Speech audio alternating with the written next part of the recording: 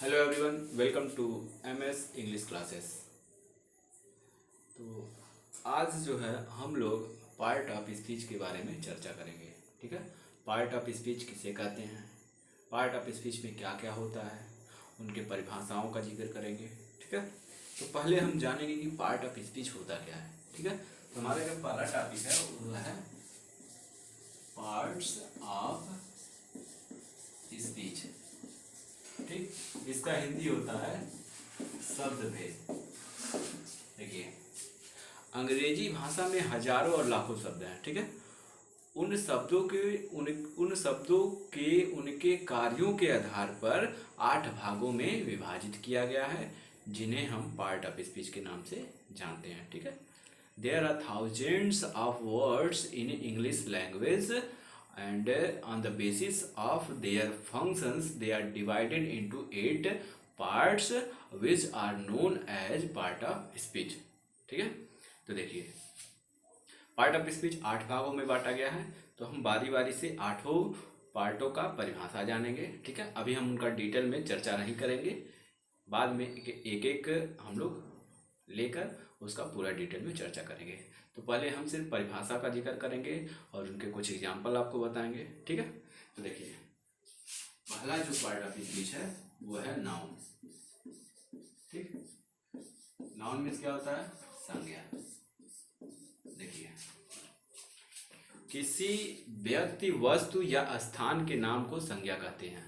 ठीक है, किसी व्यक्ति, वस्तु या स्थान के नाम को संज्ञा कहते हैं।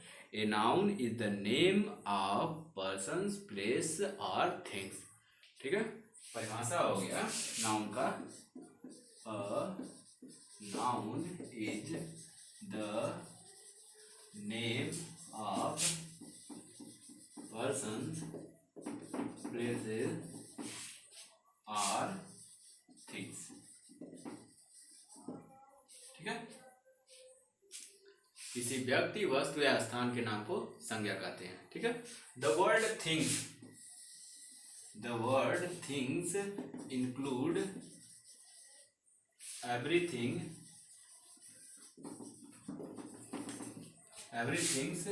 That we can see, smell, touch, feel. ठीक है, जो वर्ड थिंग्स है उसमें जो है आप उन सभी चीज़ों को इंक्लूड करता है, जैसे जिसको हम देख सकते हैं, जिसको हम सूंघ सकते हैं, जिसको हम छू सकते हैं और जिसको हम महसूस कर सकते हैं। ठीक है, देखिए अगर जो और हम डिटेल में नाउन की परिभाषा देखें तो हम कह सकते हैं कि वह शब्द जिससे व्यक्ति, वस्तु, स्थान, गुण, दोष, भाव, स्थिति, दशा, मनोदशा आदि का बोध हो, उसे हम संज्ञा कहते हैं। ठीक है, तो जनरली इसको शॉर्ट कर दिया गया है कि a noun is the name of person, place or things। ठीक है, because the word things include everything like which we can see, smell, touch or feel। ठीक है, जैसे देखिए व्यक्ति के नाम पे राम, श्याम, सीता। ठीक, और देखिए वस्तु में क्या आ जाएगा, देखिए बुक हो गया, पेन हो गया, पेंसिल हो गया। ठीक है, स्थान में गोरखपुर हो गया। ठीक है, बस्ती हो गया। ठीक है, दिल्ली हो गया। ठीक, और देखिए और क्या हो सकता है, अवस्था का नाम। ठीक है, जैसे मान लीजिए क्या हो गया, चाइल्डहुड हो गया, बचपना। ठीक है, बॉयहुड हो गया, गर्लहुड हो गया। ठीक है, और क्या हो सकता है, देखिए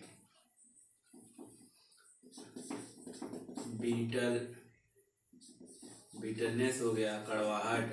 ठीक है, और क्या हो गया, करेज हो गया, ऑनेस्टी हो गया। ब्रीड हो गया, सो ऑन। ठीक है, तो देखिए ये हो गया संज्ञा। किसी व्यक्ति, वस्तु या स्थान के नाम को संज्ञा कहते हैं। ठीक है, जैसे Ram, Shyam, Sita, book, pen, pencil. ये देखिए ये व्यक्ति का नाम हो गया, ये वस्तु का नाम हो गया, ये स्थान का नाम हो गया, ये देखिए अवस्था का नाम हो गया। ठीक है, तो ये हो गया नाउन। अब देखिए जो दूसरा है वो है प्रोनाउन। प्रोनाउन, प्रोनाउन मीन्स सर्वनाम। सर्वनाम किसे कहते हैं? तो वह शब्द जो संज्ञा के स्थान पर प्रयुक्त होता है या प्रयोग होता है उसे हम सर्वनाम कहते हैं। ठीक है, देखिए प्रोनाउन मीन्स सर्वनाम। किसे कहेंगे? तो a word which is used in place of a noun is called pronoun। ठीक है, वह शब्द जो संज्ञा के स्थान पर प्रयोग होता है या प्रयुक्त होता है उसे सर्वनाम कहते हैं। ठीक है, जैसे Ram is so intelligent that he can solve this problem। ठीक है, अब देखिए यहाँ पर करता क्या है? राम है। ठीक है, Ram is so intelligent, Ram इतना बुद्धिमान है। दैट मीन्स कि he can solve. He means कौन? राम। तो यहाँ पर ही किसके स्थान पर आया है? राम के स्थान पर आया है। ठीक है, तो Ram is so intelligence, Ram इतना बुद्धिमान है। दैट मीन्स कि he can solve this problem. Ram इतना बुद्धिमान है कि वह यह समस्या या प्रॉब्लम सॉल्व कर सकता है। ठीक है, तो यहाँ पर ही किसके स्थान पर आया है? राम के स्थान पर। राम क्या है? नाउन है। तो वह शब्द जो संज्ञा के स्थान पर प्रयुक्त होता है उसे सर्वनाम कहते हैं। ठीक है, देखिए सर्वनाम में क्या है? देखिए जनरली आपको बता देता हूँ। आई है, मी है, माई है, माइन है, वी है, अस है, आवर है, आवर्स है, यू है सब्जेक्टिव केस में, ऑब्जेक्टिव केस में you, you, your, yours, he, his, him, she, her, hers, it, its, it और इट्स। ठीक है, उसके बाद दे, देम, देयर। ठीक है, ये सब सर्वनाम का काम करते हैं। और भी बहुत सारी चीजें हैं जिनको हम बाद में डिटेल में स्टडी करेंगे। ठीक है, उसके बाद जो नंबर 3 पे है वो है एडजेक्टिव। ठीक है, मीन्स विशेषण। देखिए इसके नाम से ही कन्फर्म है, विशेषण। विशेषण मीन्स विशेषता बताने वाला। परिभाषा क्या हो गया? वह शब्द जो संज्ञा या सर्वनाम की विशेषता बताए उसे हम विशेषण कहेंगे। A word that qualifies a noun और pronoun is called an adjective. ठीक है, ये इसका डिफिनेशन हो गया। A word that qualifies a noun और pronoun is called an adjective। ठीक है, जैसे Ram is fat, Ram is fat, Ram मोटा है। ठीक है, राम कैसा है? मोटा है। ठीक है, ये फैट क्या है? एडजेक्टिव है, जो क्या कर रहा है? राम की विशेषता बता रहा है कि राम कैसा है, मोटा है, पतला है, दुबला है, क्या है वह उसकी विशेषता बता रहा है कि राम मोटा है। ठीक है, ही इज ऑनेस्ट, वह ईमानदार है। ठीक है, अब यहाँ पर जो वर्ड ऑनेस्ट है वह प्रोनाउन ही की विशेषता बता रहा है कि वह किस प्रकार का व्यक्ति है। ईमानदार है, बेईमान है कि चोर है, क्या है। तो ये जो ऑनेस्ट वर्ड है वह प्रोनाउन ही की विशेषता बता रहा है। तो वह शब्द जो संज्ञा या सर्वनाम की विशेषता बताए उसे हम कहेंगे एडजेक्टिव। ठीक है, the next one is verb. Verb किसे कहेंगे? देखिए, वर्ब, वर्ब मीन्स क्रिया, वह शब्द जिससे किसी कार्य के करने या होने का बोध हो उसे हम वर्ब कहते हैं। देखिए, वर्ब मीन्स क्रिया, ठीक है। वह शब्द जिससे किसी कार्य के करने या होने का बोध हो उसे हम क्रिया कहेंगे, ठीक है। देखिए, अ वर्ड इज, क्या कह सकते हैं, हाँ, a verb is a word used to say something, हाँ, a verb is a word to say something about person, place और थिंग, ठीक है।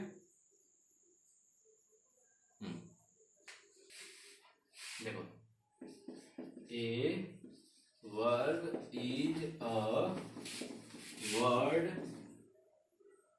Used to say something about a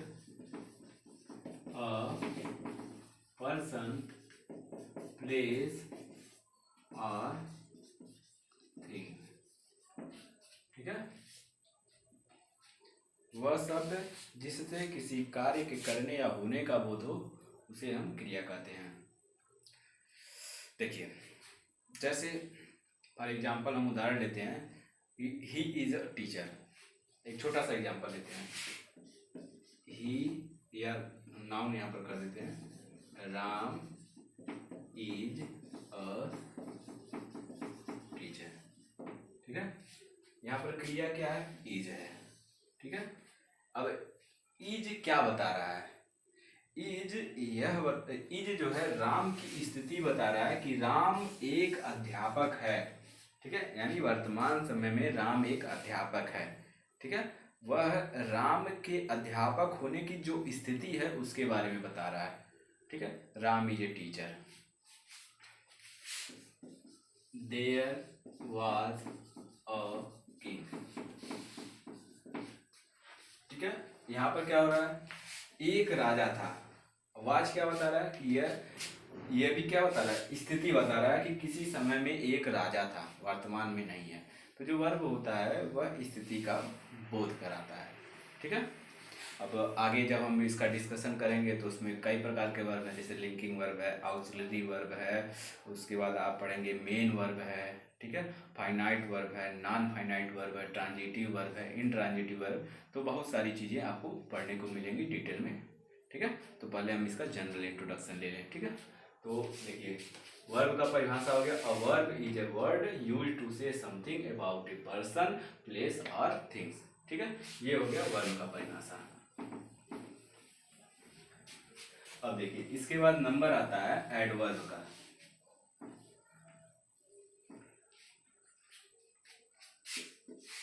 adverb Hindi होता है इसका क्रिया विशेषण।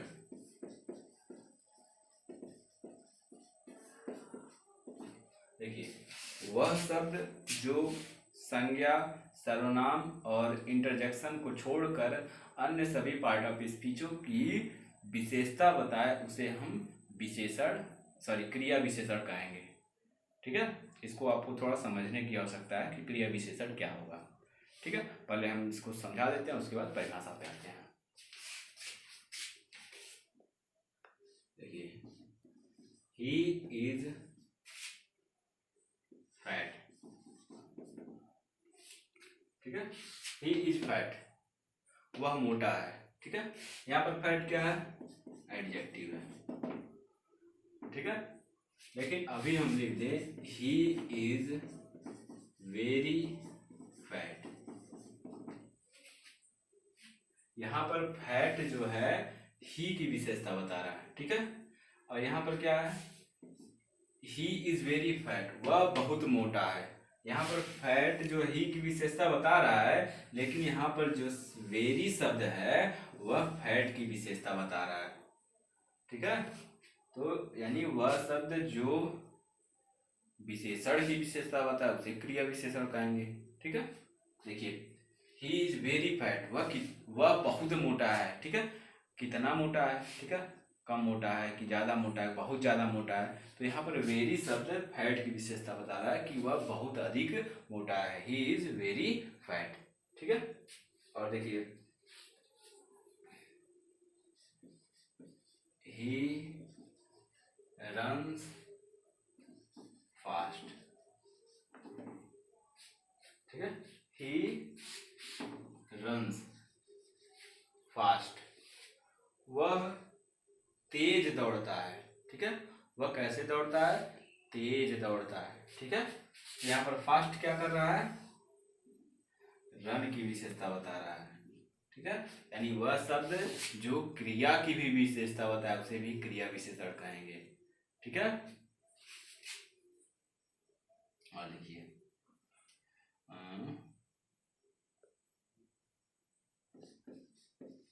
he runs very fast, he runs very fast, वह बहुत तेज दौड़ता है। ठीक है, अब देखिए यहाँ पर फास्ट तो एडवर्ब है ही, रन्स की विशेषता बता रहा है, लेकिन जो वेरी वर्ड है वो भी फास्ट की विशेषता बता रहा है। ठीक है, यानी वह शब्द जो खुद की विशेषता बताए उसे भी क्रिया विशेषण कहेंगे।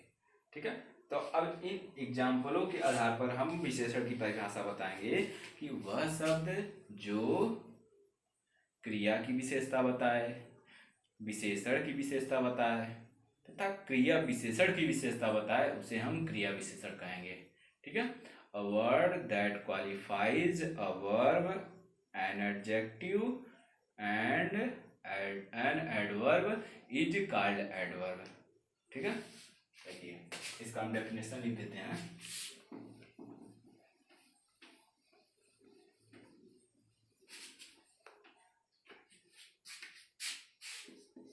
A word that qualifies a verb, an adjective and another adverb is called an adverb।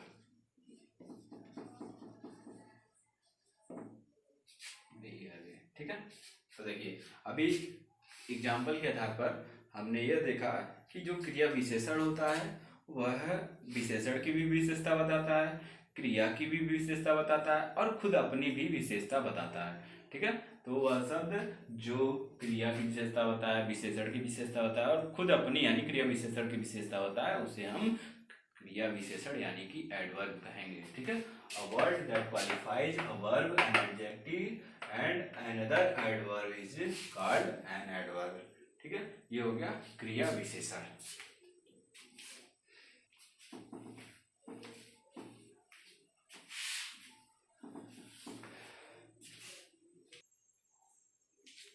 देखिए नेक्स्ट वन इज प्रीपोजिशन।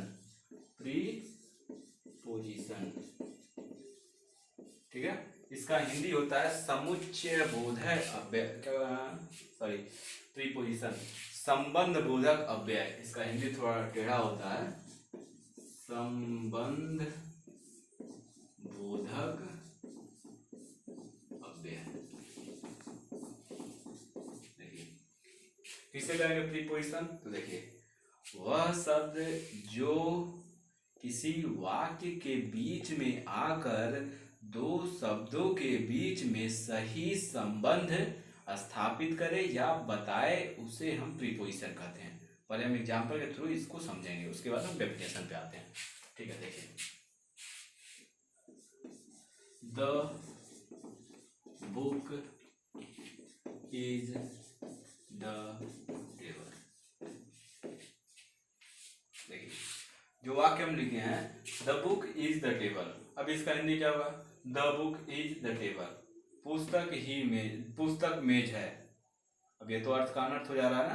तो देखिए जो प्रीपोजिशन का काम होता है वह वाक्य के बीच में आकर दो शब्दों के बीच में सही संबंध बताता है। ठीक है, अभी हम यहाँ पर लिख दें the book is on the table.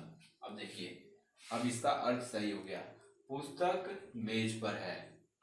ठीक है, अभी ऑन न रहे तो बुक और टेबल के बीच में सही रिलेशन नहीं प्रदर्शित होगा। ठीक है, तो जो प्रीपोजिशन का काम होता है वह वाक्य के बीच में आकर क्या करता है, दो शब्दों के बीच में सही संबंध स्थापित करता है या बताता है। ठीक है, देखिए परिभाषा कहेंगे, a word which is used to show correct relation between two words is called preposition। साधारण से इसका परिभाषा हम खुद बना सकते हैं कि a word which is used to show correct relation between two words is called preposition। ठीक है, वह शब्द जो किसी दो शब्दों के बीच में सही संबंध स्थापित करने के लिए प्रयोग किया जाता है उसे हम प्रीपोजिशन कहते हैं। ठीक है, जैसे इन है, ऑन है, एट है, ओवर है, बिहाइंड है, आफ्टर है, बहुत सारे प्रीपोजिशन है। ठीक है, तो प्रीपोजिशन का काम क्या होता है, वह किसी वाक्य के बीच में आकर दो शब्दों के बीच में सही संबंध स्थापित करता है। ठीक है, ये हो गया प्रीपोजिशन। अब इसके बाद नंबर है कंजक्शन का।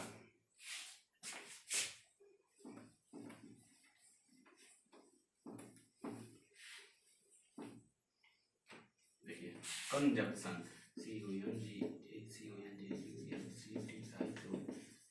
कंजक्शन इसको कहते हैं समुच्चय बोधक, समुच्चय बोधक अव्यय।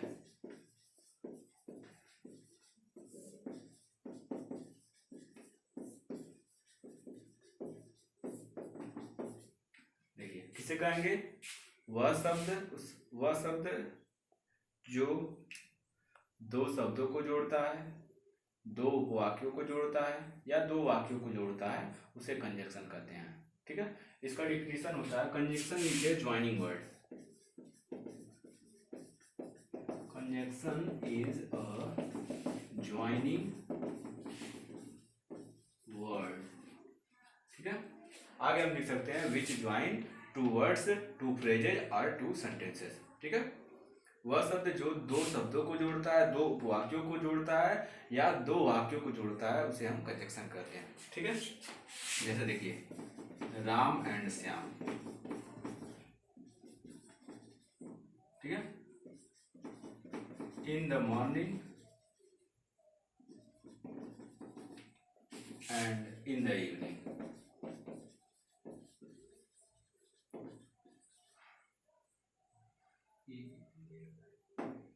ठीक है, और देखिए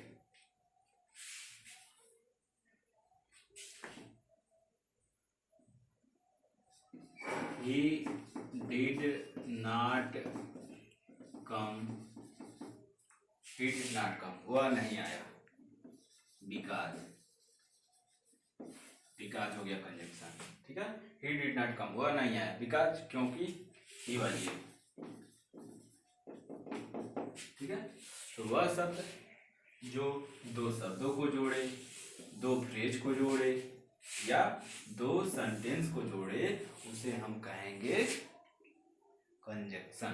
ठीक है, conjunction is a joining word which join two words, two phrases और टू सेंटेंसेस। ठीक है, ये हो गया conjunction. Last one is interjection, INTERJECTION, interjection. ठीक है, इसका हिंदी होता है विस्मय बोधक, विस्मय बोधक अव्यय। ठीक है, वह शब्द जिससे आकस्मिक क्या कह सकते हैं, सडन फीलिंग्स, वह शब्द जिससे सडन फीलिंग्स का बोध हो। ठीक है, आकस्मिक घटना या क्या कह सकते हैं उसको, हाँ आकस्मिक घटना का बोध हो उसे हम इंटरजेक्शन कहेंगे। ठीक है, interjection is a word that expresses sudden feelings of heart. ठीक है, जैसे आह, ओ, हुर्रे। ठीक है, ब्रेवो इसे कहते हैं शाबाश, वाह जिसे कहते हैं वाह, what a sight, wow wow what a sight. ठीक है, hurray we won the match, ठीक है। ब्रेवो, वेल डन, ठीक है। ये सारे वर्ड, जैसे इसमें क्या होता है, हृदय से अचानक कुछ भावनाएं उत्पन्न होती हैं, ठीक है। जैसे मान लीजिए हम कोई ब्रेवरी वाला चीज देखेंगे तो अपने, मान लीजिए कोई टीम है अच्छा खेल रही तो कहेंगे ब्रेवो, वेल डन, ठीक है।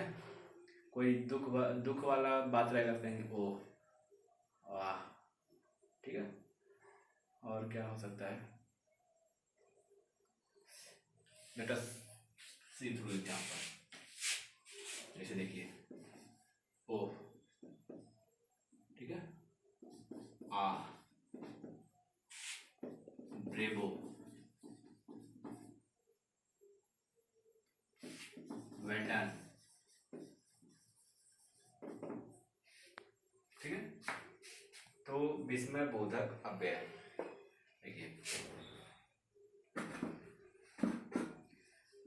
इसका डिफिनीशन हम बना सकते हैं, interjection is a word that expresses sudden feelings, ठीक है। जो इंटरजेक्शन होता है वह सडन फीलिंग्स का बोध कराता है, ठीक है। जैसे अभी देखिए हमने बताया ओ, आ, ब्रेवो, वेल डन, ठीक है, सो ऑन। तो देखिए पार्ट ऑफ स्पीच में कुल 8 हो गए, noun, pronoun, adjective, verb, adverb, preposition, conjunction, interjection. ये था इनका जनरल इंट्रोडक्शन, ठीक है। अगर कोई आपको प्रॉब्लम होती है तो please comment and like and subscribe the channel. Thank you.